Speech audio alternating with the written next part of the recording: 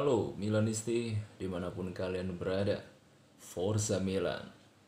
Ya, selamat buat kalian para Milanisti dimanapun berada.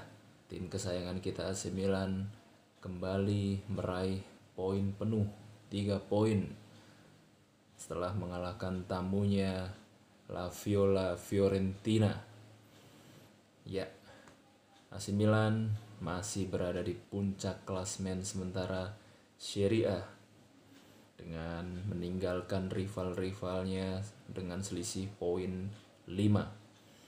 Ini luar biasa, AC Milan memperlebar jarak antara peringkat keduanya ya, yaitu di sana sementara adalah Inter Milan yang berhasil mengalahkan Sassuolo dan menggeser Sassuolo menjadi posisi ketiga sementara. Ya, kemenangan AC Milan atas Fiorentina dengan skor 2-0 di kandang sendiri.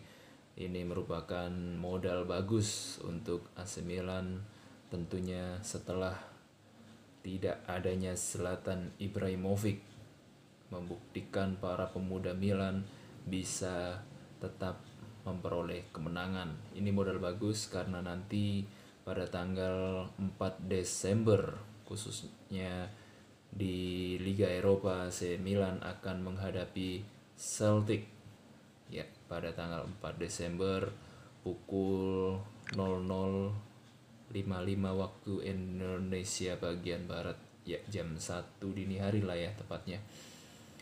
Ini modal bagus untuk para pemuda Milan karena nanti menghadapi Celtic kemungkinan Zlatan juga tidak bisa dimainkan karena masih mendekat cedera ya. Leo juga sepertinya belum bisa dimainkan, jadi kemungkinan masih Ante Rebic nanti yang menjadi striker. Mungkin akan bergantian dengan Colombo, walaupun Colombo kemarin tidak bisa dimainkan ya. Ya, kembali ke pertandingan AC Milan menghadapi Fiorentina. Milan seperti biasa selalu tidak mudah untuk mengalahkan Fiorentina. Fiorentina beberapa kali merepotkan tentunya dari sektor kanan di mana di sana ada Ribery. Dia cukup merepotkan tentunya Calabria ya. Calabria beberapa kali cukup direpotkan oleh skill individu dari Ribery, walaupun dia tidak muda lagi tetapi pengalamannya luar biasa. Untung saja Calabria bermain cukup bagus dan dibantu oleh Kjaer juga. Ada satu peluang bersih dari Ribery, tetapi tentu saja Donnarumma berhasil mengatasinya. Ini bagus sekali, Donnarumma juga bermain bagus. Para pemain Milan rata-rata di pertandingan itu menurut saya bermain bagus. Tonali juga sudah mulai lebih percaya diri dalam bermain. Dia tidak selalu salah passing ya. Ini Tonali cukup bagus. Dia dimainkan untuk untuk mengganti posisi dari Benacer karena terlalu lelah. Ya. Lalu Frankesi tentu saja dia menjadi Algojo.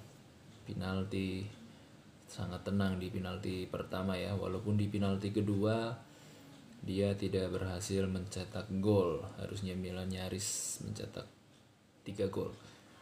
Ya, sesuai prediksi saya di video sebelumnya Milan menang 2-0, di mana gol pertama dicetak oleh sang Il Capitano yaitu Romagnoli. Romagnoli membuktikan bahwa dirinya memang layak menjadi sang kapten dan dia sudah mulai dalam performa terbaiknya. Walaupun banyak sekali netizen di luar sana yang selalu membuli Romagnoli karena pasca cederanya dia belum menemukan permainan terbaiknya, tetapi pada malam kemarin menghadapi Fiorentina, Romagnoli membuktikan bahwa dia memang masih layak dengan selebrasinya yang cukup kontroversi ya. Gol kedua dicetak Frankesi dari titik putih dan nyaris mencetak gol ketiga Lalu ada pelanggaran juga, Saelemaekers seharusnya mendapatkan hadiah penalti juga tetapi tidak dianggap sebuah pelanggaran oleh wasit. Ya, Milan berada di puncak klasmen dan Fiorentina harus turun menjadi peringkat ke-16. Dan ini sementara ya, karena Parma, Torino juga belum bermain. Masih bermain dini hari nanti. Apabila Parma atau Torino bisa meraih poin penuh, kemungkinan La Viola akan kembali tergeser dari peringkat 16. Ini cukup mengecewakan ya tentunya para pendukung Fiorentina, karena tidak seperti biasanya Fiorentina yang berada di papan atas bahkan di posisi 5 teratas, kali ini berada justru di posisi 5 terbawah. Ini cukup mengenaskan ya. Ya, Fiorentina di Libas ini salah satu tim terkuat juga yang merepotkan AC Milan dan membuktikan AC Milan mampu mengatasinya setelah sebelumnya mengatasi Napoli dan Inter ya. Ini luar biasa. Milan masih dihadang oleh beberapa tim besar nanti di bulan Desember yang harus melawan Lazio dan Sassuolo nanti. Ya, kemenangan ini justru sangat ya menjadi ujian nantinya ke depan bahwa pemuda AC Milan, para pemain Milan harus terus konsisten dan fokus. Masih tidak muluk-muluk, targetnya di posisi 4 besar, lolos ke Liga Champions, tetapi apabila bisa meraih Scudetto, itu sebuah bonus ya, kebanggaan tersendiri tentunya. Ya, Pioli masih belum bisa mendampingi, tetapi sejauh ini Bonera cukup bagus. Dia sudah mengawal 4 pertandingan kalau tidak salah ya. Ya, kalau salah boleh dikoreksi di kolom komentar. Dia mengawal dan belum terkalahkan semenjak dikawal oleh Bonera. Ini luar biasa. Para pemain AC Milan, para pemudanya tentu saja bermain bagus. Saelemaekers kemarin luar biasa, gerakannya sangat tidak terduga. Brahim Diaz juga cukup bagus individunya, walaupun beberapa kali sebetulnya ya boleh dikatakan agak terlalu mengeluarkan skill individunya ya, tetapi memang dia bagus. Hakan Çalhanoğlu juga tidak terlalu buruk, ada beberapa shoot dan salah satunya membentur mistar gawang, tetapi ada satu yang egois juga, dia melakukan shoot yang akhirnya tembakannya terlalu tinggi ya. Tetapi overall pemain AC Milan bagus, lini belakang bagus, lini tengah juga sudah mulai bagus, dan di depan hanya Ante Rebic yang belum menguasai bahwa dia menjadi striker tunggal. Itu memang bukan posisi idealnya ya, tetapi ya untungnya lini kedua dari AC Milan mampu mencetak gol. Ini PR buat AC Milan tentunya. Apabila Ibra tidak dimainkan, siapa yang akan menggantikannya? Menurut saya tidak ada salahnya Colombo dimainkan dari menit awal untuk mengasah skillnya dia, menambah jam terbangnya dia.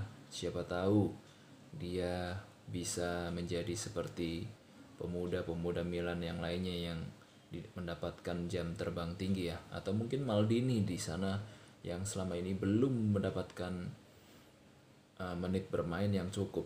Maldini juga sebetulnya cukup baik. Colombo tidak ada salahnya Maldini dan Colombo dicoba untuk nanti menghadapi Celtic ya. Walaupun Celtic sendiri juga tidak bisa dianggap remeh, walaupun dia sudah dipastikan tidak lolos karena dia berada di juru kunci grup H. Tetapi tentu saja Milan tidak bisa menganggap remeh, karena tentunya Celtic justru bermain tanpa beban, karena memang sudah tidak ada yang ditargetkan. Semoga nanti AC Milan bisa meraih poin penuh untuk menghadapi Celtic, karena memang itu pertandingan yang cukup menentukan untuk membawa AC Milan lolos ke babak berikutnya.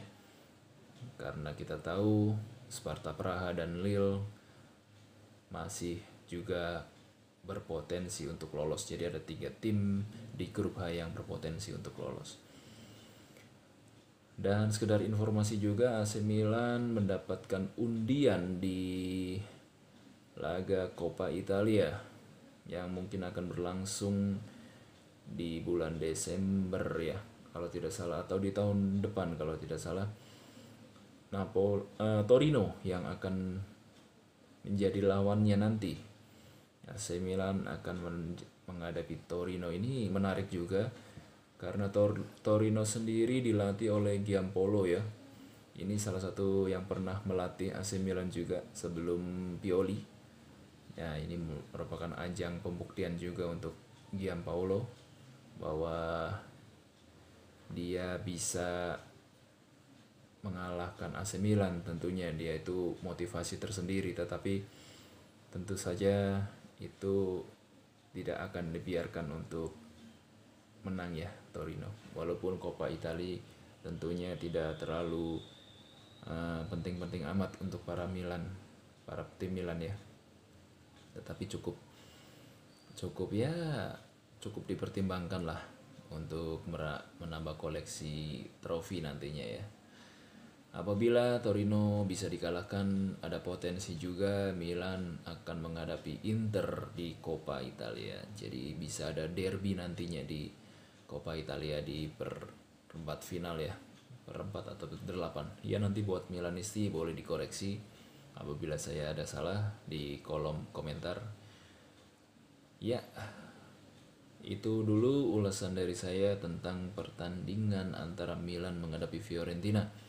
Kita akan bertemu lagi nanti di ulasan laga Milan menghadapi Celtic. Buat kalian para Milanisti, support terus channel ini dengan tekan tombol subscribe dan like-nya agar selalu bisa membuat saya semangat untuk mengulas tentang AC Milan.